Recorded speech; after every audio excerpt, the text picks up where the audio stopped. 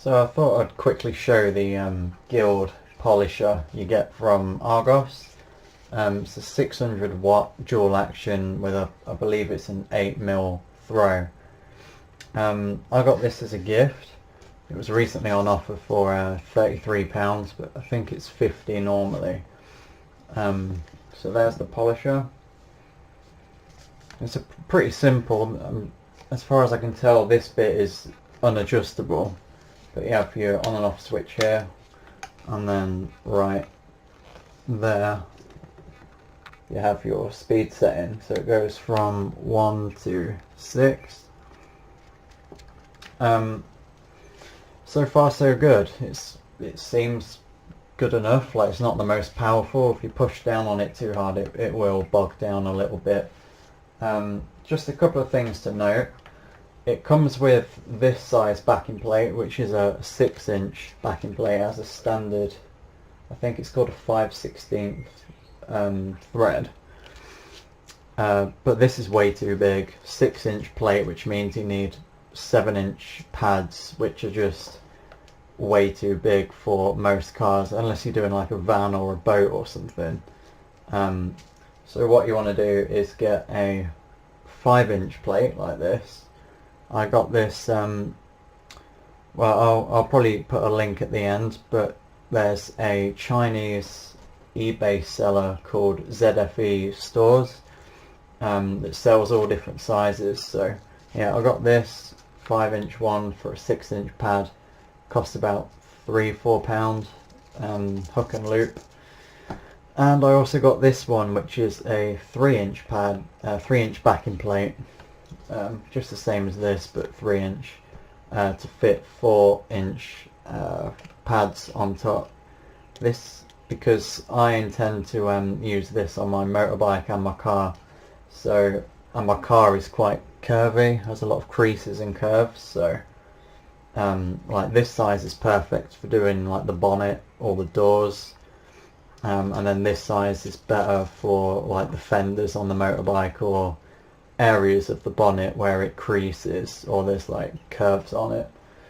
I'm not going to show you the pad because the pad it comes with isn't very good. I wouldn't recommend you use it.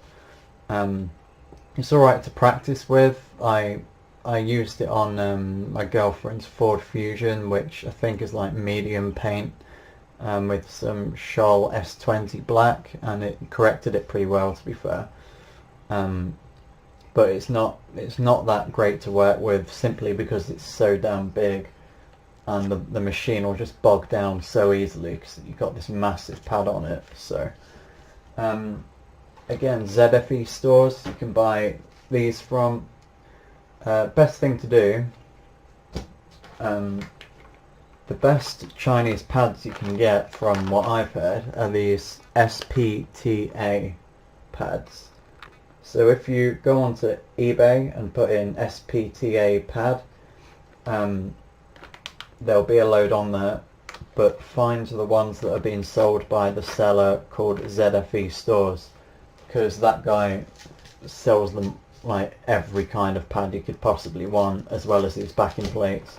This is a 6-inch, I believe it's a medium cut Hex Logic knockoff, but they're quite well regarded, and from my experience, granted it's limited experience, I've only had a few goes with this, but this seems to cut really well. They're quite cheap, and you just got to make sure you clean them when like before the polish on the pad dries up, because if you let it dry it will be awful to clean.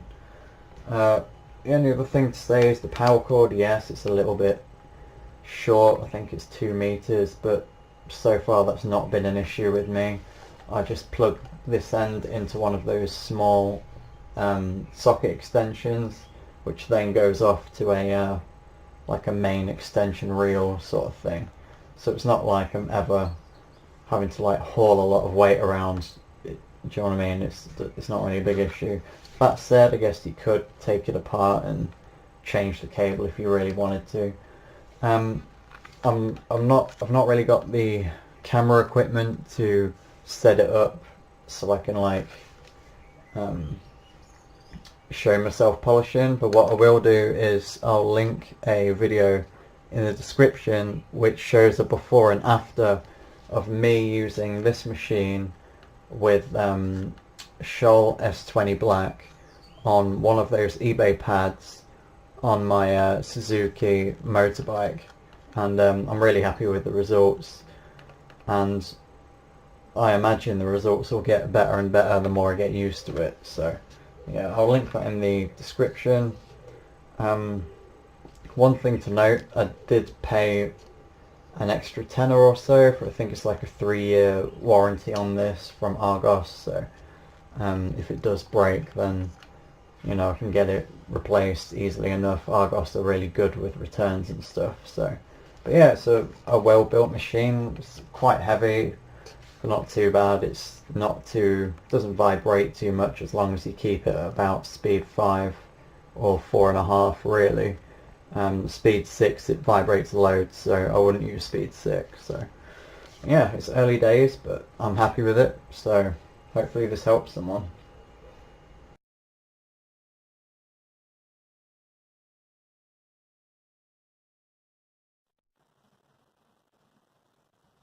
I'm hoping this shows. So this is the bit I haven't done. See all like the swirls and scratches, and then we move down. There's the tape, and that's the bit I have done. So there's a before. It's probably better without the light.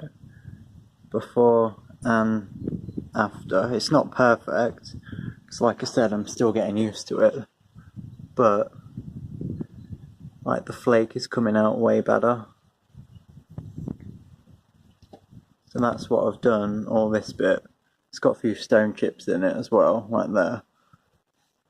But so that's what I've done. I've not polished it and not waxed it yet either. And then there's the tape line. And that's what I've not done. It's like a spider's web. Look at that massive scratch there as well. Whoops.